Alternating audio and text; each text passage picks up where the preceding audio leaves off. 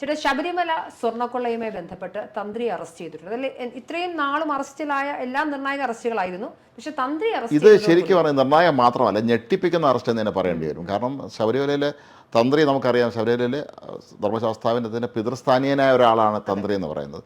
പക്ഷേ ഇത്രയും നാൾ ഉയർന്നൊരു ചോദ്യം ഉണ്ടായിരുന്നു, എന്തുകൊണ്ട് തന്ത്രിയെ ചോദ്യം ചെയ്യുന്നില്ല എന്നുള്ള ചോദ്യം പലരും ഉന്നയിച്ചിട്ടുണ്ടായിരുന്നു.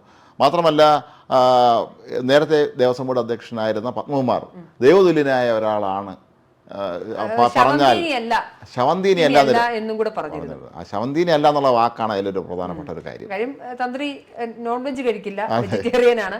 നമുക്ക് അന്നത്ര കത്തിയില്ല. പക്ഷെ സ്വാഭാവികമായി ഞാൻ പ്രതീക്ഷിച്ചിരുന്നു, അതായത് തന്ത്രി കൂടി ഉൾപ്പെടാതെ, അതായത് നമുക്കറിയാം ദേവനിൽ നിന്നും അനുജ്ഞ സ്വീകരിച്ച് അത് രേഖാമൂലം എഴുതി കൊടുത്ത് അദ്ദേഹത്തിന്റെ നിർദ്ദേശങ്ങൾ അനുസരിച്ചാണ് അവിടുത്തെ ഉണ്ടാവേണ്ടുന്ന എല്ലാ കാര്യങ്ങളിലും സന്നിധാനത്ത് ഉണ്ടാവേണ്ട അന്തിമ വാക്കാണ് അദ്ദേഹം പറയണം. ഇപ്പൊ ഉറുമ്പ് കയറി അവിടുത്തെ കൊടിമരം തകർന്നു എന്ന് പറയുന്നു. അപ്പം തന്ത്രിയാണ് പറയേണ്ടത്, കൊടിമരത്തിന് ഇങ്ങനെ ഒരു പ്രശ്നമുണ്ട്, അത് മാറ്റണം, അല്ലെങ്കിൽ ഈ സ്വർണ്ണപ്പാളികളിൽ ഇങ്ങനെ സ്വർണം കുറഞ്ഞിട്ടുണ്ട്, അല്ലെങ്കിൽ ദേവന്റെ അനുജ്ഞ അനുസരിച്ച് ഇത്തരം മാറ്റങ്ങൾ വരുത്തണമെന്ന് തന്ത്രി പറഞ്ഞാൽ മാത്രമാണ്, അത് എഴുതി രേഖാമൂലം തയ്യാറാക്കിയാൽ മാത്രമാണ് അത് നടപ്പിൽ വരികയുള്ളൂ. അഡ്മിനിസ്ട്രേഷൻ മാത്രമാണ് ദേവസ്വം ബോർഡിന്റെ നടപ്പിലാക്കുക മാത്രമാണ്. അപ്പം അതായത് വിശ്വാസവുമായി ബന്ധപ്പെട്ട കാര്യങ്ങളിലെ ആത്മീയ കാര്യങ്ങളിലെ അവസാന വാക്ക് തന്ത്രിയാണ്. അപ്പോൾ ഈ തന്ത്രി എന്തുകൊണ്ട് ശബരിമലയിൽ സ്വർണ്ണപ്പാളികൾ, അതായത് വാതിൽപ്പടി ആയിക്കൊള്ളട്ടെ, ദ്വാരപാലകർ ആയിക്കൊള്ളട്ടെ, ഇത്തരത്തിലുള്ള പ്രഭാമണ്ഡലം ആയിക്കോട്ടെ, ഇതിനൊക്കെ മാറ്റങ്ങൾ വരുത്താൻ നേരം തന്ത്രി എന്തുകൊണ്ട് അതിന് രേഖാമൂലം എഴുതി തയ്യാറാക്കി കൊടുത്തില്ല? അതായത് ഉണ്ണികൃഷ്ണൻ പോറ്റി എന്ന് പറയുന്ന ഇവർ വളരെ കുറെ വർഷങ്ങൾക്ക് മുൻപ് അതാണ് അവിടെ ചോദ്യം. ഈ ഉണ്ണികൃഷ്ണൻ പോറ്റി എന്ന് പറയുന്ന ആള് ഒരു എന്താണ് സംശയാസ്പദമായ ഒരു പശ്ചാത്തലമുള്ള മനുഷ്യൻ തന്നെയാണ് എന്ന് മനസ്സിലാക്കാൻ അധികം സമയമൊന്നും വേണ്ട. ചിലപ്പോൾ ഇയാൾ പണ്ടവിടെ അങ്ങോട്ട് സഹായിയായിട്ടോ മറ്റോ വന്നതാണ്. ബാംഗ്ലൂർ ഒരു ജലഹള്ളി ക്ഷേത്രത്തിൽ, ആ ക്ഷേത്രത്തിലെ തന്ത്രി ഇദ്ദേഹം കണ്ഠര രാജീവരായിരുന്നു പറയുന്നുണ്ട്. പക്ഷേ നമ്മളാണെങ്കിൽ പോലും മനസ്സിലാൽ നമ്മളൊരാളിനെ നമ്മളൊരു എന്തെങ്കിലും കാര്യത്തിൽ സഹായിക്കാൻ ഇറങ്ങിയാൽ ഒരു പരിധി കഴിയുമ്പോൾ ഇവൻ കുഴപ്പം കാണിക്കുന്നു എന്ന് നമുക്ക് തന്നെ മനസ്സിലായാൽ നമ്മൾ വിഡ്രോ അല്ലെങ്കിൽ മറ്റൊരാളെടുത്ത് പറയും ഇവനെ സൂക്ഷിച്ചോളാം. നമുക്ക് ജീവിതത്തിൽ ഒരുപാട് അനുഭവങ്ങൾ ഉണ്ടായിട്ടുണ്ട്. പലരെയും ഓരോ ആളുകളുടെ അടുത്ത് പലപ്പോഴും അവരെന്തെങ്കിലും ശായത്തിന് നമ്മൾ ശുപാർശ ചെയ്തിട്ട് പിന്നീട് നമുക്ക് തന്നെ മനസ്സിലാവും ഇവൻ കുഴപ്പക്കാരനാണ്. അപ്പോൾ നമ്മൾ പറയും ഇവനെ സൂക്ഷിച്ചോളാം, നമ്മൾ പറഞ്ഞ പോലത്തെ ആളല്ല എന്ന് പറയും. അപ്പം തന്ത്രിയാണ് സത്യത്തിൽ ഈ ഉണ്ണികൃഷ്ണൻ പോറ്റി എന്ന് പറഞ്ഞ ഫ്രോഡിനെ കൊണ്ടുവന്നതും ശബരിമലയിൽ എല്ലാത്തിന്റെയും അധികാരിയാക്കി മാറ്റുന്നതും ഇയാളുടെ കീഴ്ശാന്തിയുടെ സഹായം മറ്റുമാണ്. വളരെ താണ നിലയിലുള്ള ഒരാളാണ് അവിടുത്തെ ഹയറാർക്കി വെച്ച് നോക്കുമ്പോൾ. അങ്ങനത്തെ ഒരാൾക്ക് ഇങ്ങനെയൊക്കെ ചെയ്യാൻ സാധിച്ചു. എനിക്ക് തോന്നിയിട്ടുള്ള ഇതിൽ ഒരുപക്ഷെ ഈ തന്ത്രി സ്വർണ്ണം മോഷ്ടിച്ചൊന്നും എനിക്ക് പറയാൻ പറ്റില്ല. പക്ഷേ എങ്കിൽ പോലും ഒരു അപകട സാധ്യത എപ്പോഴും കാണുന്നത് ഇയാൾ ബാംഗ്ലൂരായിരുന്നല്ലോ ഈ ഉണ്ണികൃഷ്ണൻ പോറ്റി. ഇയാൾ ഒരു പക്ഷേ അവിടേക്കുള്ള ഒരുപാട് സമ്പന്നന്മാരെ ബന്ധപ്പെട്ടിരിക്കാം. അവരെ കൊണ്ടുവന്ന് ശബരിമല കൊണ്ടുവന്ന് പരിചയപ്പെടുത്തി കാണും തന്ത്രിയെ. ഇവരുടെയൊക്കെ വീടുകളിൽ പൂജയ്ക്ക് ഈ തന്ത്രിയെ വിളിച്ചുകൊണ്ട് പോയി ഇരിക്കാം. കാരണം ഇവരെയൊക്കെ വീടുകളിൽ ചെന്ന് പൂജ നടത്തുകയാണെങ്കിൽ ലക്ഷങ്ങളാണ് എൻ്റെ ഈ ദക്ഷിണ എന്നാണ് കേട്ടിട്ടുള്ളത്.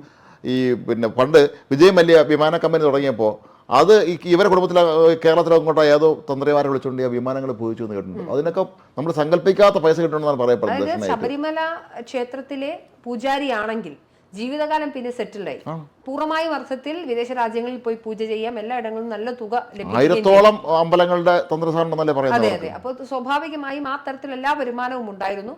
അതിന്റെ കൂട്ടത്തിലാണ് ഈ തന്ത്രി ചേർന്ന് നിന്നുകൊണ്ട് ഈ സ്വർണ്ണക്കൊള്ള നടത്തിയത്. അല്ലെങ്കിൽ തന്ത്രിക്ക് പണം കിട്ടിയിട്ടുണ്ടോ, ആ കൊണ്ടുപോയ സ്വർണം ഇദ്ദേഹത്തിന്റെ കയ്യിലുണ്ടായിരുന്നു എന്നല്ല. പിന്നീട് ഈ സ്വർണ്ണപ്പാളി കൊണ്ടുപോയതിനു ശേഷം പിന്നീട് ശബരിമല സന്നിധാനം തുറക്കുന്ന സമയത്ത് തന്ത്രിക്ക് അറിയാമായിരുന്നു ഈ സ്വർണ്ണപ്പാളികൾ എത്തിയിട്ടില്ല എന്നുൾപ്പെടെയുള്ള കാര്യങ്ങൾ. അതെല്ലാം മറച്ചു വെക്കുകയും അവിടുത്തെ ദേവസ്വം അഡ്മിനിസ്ട്രേറ്ററെയോ അല്ലെങ്കിൽ ആരെയും, അതെ നമ്മളിപ്പോൾ ഒരു പൊതുവായ ഒരു മീറ്റിംഗ് നടത്തുന്നു. ആ പൊതുവായ മീറ്റിങ്ങിനിടയിൽ മാനേജ്മെന്റ് പറയുന്ന ഒരു കാര്യത്തിലൂടെ എനിക്ക് വിമുഖത ഉണ്ടെങ്കിൽ ആ വിമുഖത ഞാൻ പറഞ്ഞാൽ അത് മിനിറ്റ്സിൽ രേഖപ്പെടുത്തണം. നാളെ ആ തീരുമാനത്തിലൊരു പ്രശ്നം ഉണ്ടാവുകയാണെങ്കിൽ എന്റെ തലയിലേക്ക് എന്റെ ഉത്തരവാദിത്തം വരാൻ പാടില്ല. അതായത് ഞാൻ അതിനോട് എതിർപ്പ് സംസാരിച്ചിട്ടുണ്ടെങ്കിൽ എനിക്കത് അനുകൂലിച്ച് എല്ലാവർക്കും പണി കിട്ടും. എതിർത്ത് എനിക്ക് അതുകൊണ്ടാണ് ഗവൺമെന്റ് എപ്പോഴും മിനിറ്റ്സ് രേഖപ്പെടുത്തുന്നത്. ഗവൺമെന്റ് സെക്രട്ടറിമാരും IAS ഉദ്യോഗസ്ഥന്മാരൊക്കെ തന്നെ എല്ലാ കാര്യം ചെയ്യുമ്പോൾ അവരത് മിനിറ്റ്സ് രേഖപ്പെടുത്തി തന്നെ പോകുന്ന കാര്യം. ഇതല്ലതല്ലെങ്കിൽ വാക്കാൽ ഒരുപാട് ഉന്നത ഉദ്യോഗസ്ഥന്മാർ കുടുങ്ങിപ്പോയിട്ടുള്ള രാഷ്ട്രീയക്കാരന്റെ വാക്കാൽ നിർദ്ദേശം അനുസരിച്ചിട്ടാണ്. അതിന് യാതൊരു രേഖയും കാണില്ല. അപ്പൊ ഇവരെ ഭയന്നായിരിക്കും ഇവർ ചെയ്യുന്നത്. തന്ത്രിക്ക്, അതായത് ഞാൻ മനസ്സിലാക്കുന്ന കേട്ടാ, തന്ത്രി എന്ന് പറഞ്ഞു കഴിഞ്ഞാൽ ഇത്രയും ഭക്തന്മാർ വരുന്നത് തന്നെ തന്ത്രിയുടെ പൂജ ദൈവത്തിനെ കാണുന്ന ഒരാളാണ് തന്ത്രി.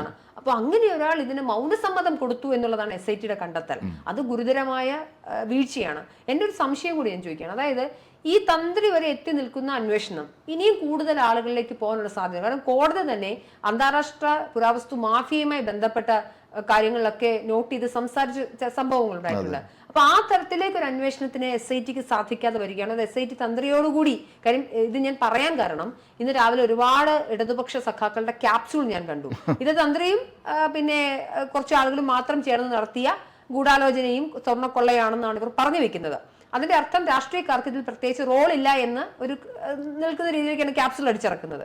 എന്റെ സംശയം ഇതിന് കടകംപള്ളി, അന്നത്തെ മന്ത്രിയായിരുന്ന കടകംപള്ളി, ഇപ്പോഴത്തെ അതായത് K. ജയകുമാർ അല്ല, അദ്ദേഹത്തിന് മുൻപുണ്ടായിരുന്ന പ്രശാന്ത് ദേവസ്വം ബോർഡിന്റെ പ്രസിഡന്റ്, അന്ന സമയത്തെ ഉണ്ടായിരുന്ന അംഗങ്ങൾ, ദേവസ്വം ബോർഡ് മെമ്പർമാർ, ഇവരെല്ലാം ഇതിൽ പ്രതിപട്ടികയിൽ വരേണ്ട ആൾക്കാരാണ്. പ്രത്യേകിച്ച് ഇന്നലെ മഹേഷ് പണിക്കർ, നമുക്കറിയാം എന്റെ ശില്പിയാണ് മഹേഷ് പണിക്കർ, ഇന്നലെ ഏഷ്യാൻ ന്യൂസിന്റെ ചർച്ചയിൽ സംസാരിച്ച വളരെ വ്യക്തമായ ഒരു കാര്യം വരുന്നുണ്ട്. നിങ്ങൾ എന്തുകൊണ്ട് ഇത്രയും ആളുകളോട് സംസാരിക്കാത്ത SI, അല്ലെങ്കിൽ എത്ര ആളുടെ മൊഴിയെടുത്തിട്ടില്ല, അറസ്റ്റ് ഇനിയും രേഖപ്പെടുത്താനുണ്ട്, ജയറാം ഉൾപ്പെടെയുള്ള നടന്മാരുടെ റോൾ എന്തായിരുന്നു എന്ന കാര്യത്തിൽ എന്തുകൊണ്ട് പരിശോധന നടത്തുന്നില്ല എന്നൊരു കൃത്യമായ സംസാരം അദ്ദേഹം നടത്തിയിരുന്നു. അപ്പോൾ എന്റെ ചോദ്യം, ഇത് പൂർണ്ണമായും അർത്ഥത്തിൽ തന്ത്രിയോടുകൂടി ഈ അന്വേഷണം അല്ല, എനിക്ക് സാധ്യത കുറവാണ്. കാരണം മറ്റൊന്നും കൊണ്ടല്ല, ഹൈക്കോടതി ഇടപെടലുണ്ട്, ഹൈക്കോടതി നിരീക്ഷണമുണ്ട്. ഹൈക്കോടതി നിങ്ങൾ വമ്പൻ സ്രാവുകളെ നിങ്ങൾ ഒഴിവാക്കണമെന്ന് ചോദിച്ചു, സുപ്രീം കോടതി ചോദിച്ചു, നിങ്ങൾ ദൈവത്തെ പോലും ഈ രീതിയിൽ മുതലെടുത്തല്ലോ എന്ന് പറഞ്ഞു.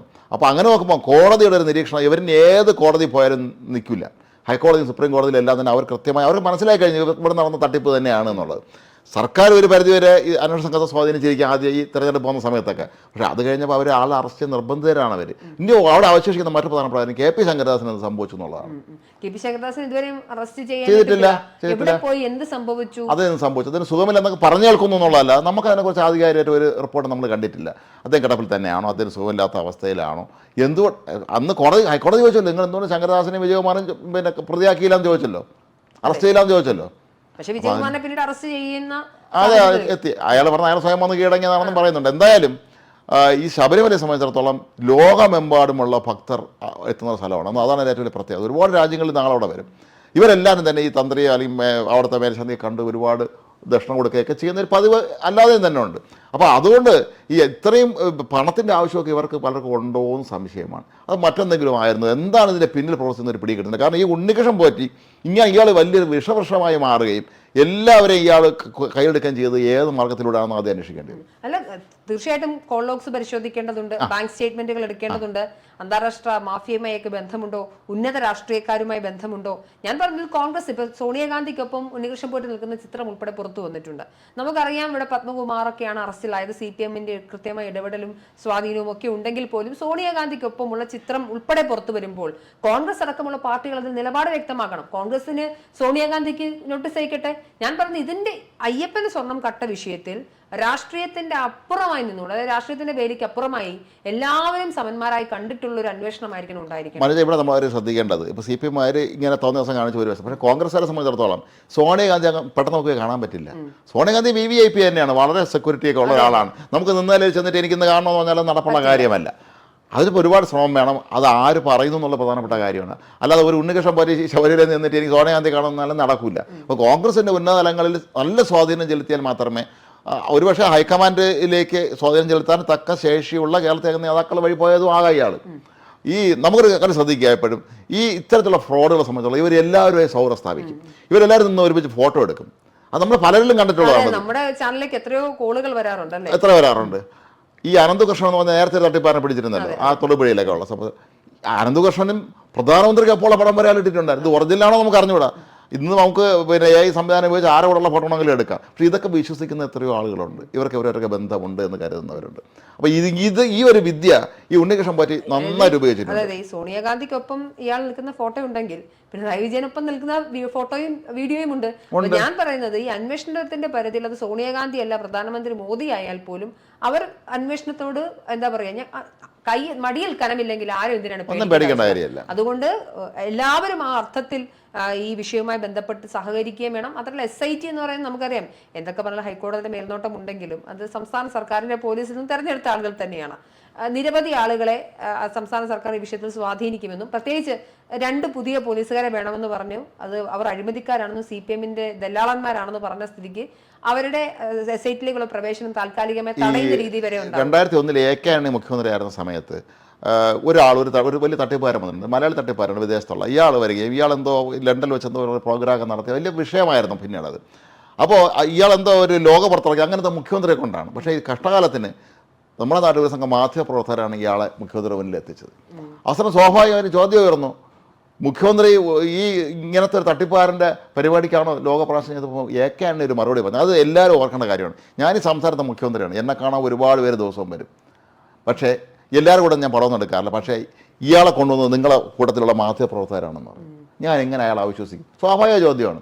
അതുപോലെ ഈ ഉണ്ണികൃഷ്ണൻ പോറ്റി സോണിയാഗാന്ധിയുടെ അടുത്തൊക്കെ പോയത് ആര് വഴിയാണെന്നുള്ളത് നമ്മൾ അന്വേഷിക്കേണ്ടത് തന്നെയാണ്.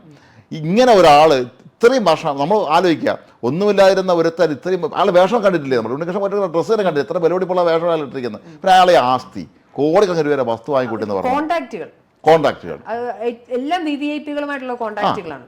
അപ്പൊ ഇതെങ്ങനെ വന്നു എന്നുള്ള കാര്യത്തിൽ സമഗ്രമായ പരിശോധന ആവശ്യമുണ്ട്. അതായത് SIT ഇതുവരെ നടത്തിയിട്ടുള്ള അന്വേഷണത്തിൽ ഇടയ്ക്ക് ഒന്ന് ഇഴഞ്ഞു, തദ്ദേശ തെരഞ്ഞെടുപ്പായ ഇഴഞ്ഞു, കോടതി ഒന്ന് വടിയെടുത്തു, അതോടുകൂടി വീണ്ടും അതിനിപ്പം ശബരിമല തന്ത്രി കണ്ട രാജു അദ്ദേഹത്തിന് ദേഹാസ്വാസ്ഥ്യം ഉണ്ടായി ആശുപത്രിയിലേക്ക് കൊണ്ടുവന്നു എന്നാണ് അറിയാൻ കഴിയുന്നത്. ഒരുപക്ഷെ അദ്ദേഹം മാനസികമായി വല്ലാതെ തളർന്നുപോയി കാണുമായിരിക്കാം. ഈ ഒരു ശബരിമല തന്ത്രി എന്നുള്ള അത്യുന്നതമായ പദവിയിലിരിക്കുന്ന ഒരു ദൈവതുല്യ പദവിയിരിക്കുന്ന ഒരാളെ സംബന്ധിച്ചിടത്തോളം ജയിലിൽ കിടക്കുക എന്ന് പറയുന്നത് അത്ര ഒരു സുഖമുള്ള കാര്യമല്ല. സാധാരണക്കാരാളുടെ പോലെയല്ല. അവർ വല്ലാതെ വിഷമിച്ച് കാണുമായിരിക്കും. പക്ഷേ എന്താണ് ഇതിൻ്റെ പിന്നിലുള്ളതെന്നുള്ളത് ഒരു പക്ഷേ ഇതിൻ്റെ കുറേ കാര്യങ്ങളെങ്കിലും അദ്ദേഹത്തിന് അറിയാമായിരിക്കാം. ഉണ്ട്. ഈ ഉണ്ണികൃഷ്ണൻ പോറ്റി നടത്തിയ ഈ തട്ടിപ്പ് പരിപാടികളൊക്കെ തന്നെ ഇയാൾ തട്ടിപ്പുകാരനാണെന്ന് മനസ്സിലാക്കാൻ നമുക്ക് വലിയ ഒന്നും വേണ്ട. ഇതിൽ എനിക്ക് എന്റെ കൺക്ലൂഷൻ സ്റ്റേറ്റ്മെന്റ് ആയിട്ട് പറയാനുള്ളത്, ഈ സ്വർണ്ണക്കൊള്ളയിൽ കുറച്ച് സ്വർണം പോയിട്ടുണ്ട്. അത് എത്ര 4 കിലോ ആയിക്കോട്ടെ, 450 ഗ്രാം ആയിക്കോട്ടെ, അതൊക്കെ ഇനി കണ്ടെത്തേണ്ടതുണ്ട്, തൊണ്ടി മുതൽ നേരെ. പക്ഷേ ചേട്ടനൊരു കാര്യം മനസ്സിലാക്കണം, ഇപ്പൊ എന്റെ കമ്മൽ ഞാൻ കൊണ്ട് വിൽക്കുകയോ പണയം വെക്കുകയോ ചെയ്യുമ്പോൾ കിട്ടുന്ന പൈസയല്ല ശബരിമലയിലെ കട്ടളപ്പാളിയിലെ സ്വർണം എന്ന് പറയുമ്പോൾ കിട്ടുന്നത്. അതിന് കൺമുതൽ, അതിന്റെ മുതൽ എന്ന് പറഞ്ഞാൽ നമ്മൾ വിശ്വസിക്കുന്ന സ്വർണ്ണത്തിന് ആത്മീയ മൂല്യമാണ്. അതിന് എത്ര കോടികൾ വേണമെങ്കിലും അപ്പോൾ നമ്മൾ മനസ്സിലാക്കേണ്ടത് ആ ഒരു അർത്ഥത്തിൽ, പ്രത്യേകിച്ച് ജയറാമൊക്കെ പോയി പടിപൂജ നടത്തി ഉൾപ്പെടെയുള്ള കാര്യങ്ങളൊക്കെ പുറത്തേക്ക് വരുമ്പോൾ നമ്മൾ മനസ്സിലാക്കേണ്ടത് ഇത് കോടികളുടെ തട്ടിപ്പാണ് എന്നുള്ളത്. കേവലം ഒരു സ്വർണം എടുത്തുകൊണ്ട് പോയി കവർച്ച നടത്തി എന്ന രീതിയിലേക്കല്ലാതെ ഇതിനൊരു അന്താരാഷ്ട്ര തലത്തിലേക്കുള്ള സാഹചര്യങ്ങൾ ഉണ്ടോ എന്ന് പരിശോധിക്കണം. ഇതിന് പറയുന്നതാണ് അതിന്റെ പൊന്നും വില എന്ന് പറയുന്നത്. അതിന് CBI അന്വേഷണം വരുന്നത് തന്നെയാണ് ഏറ്റവും ഉചിതം നമുക്ക് പറയേണ്ടി വരും. ഏതായാലും നമുക്ക് കാത്തിരുന്നതാണ്. ഈ ദിവസങ്ങളിലൊക്കെ തന്നെ വീണ്ടും ശബരിമലയിലെ സ്വർണ്ണക്കൊള്ള വിഷയം കത്തി നിൽക്കുക തന്നെ ചെയ്യും എന്നുള്ള കാര്യവും ഉറപ്പാണ്.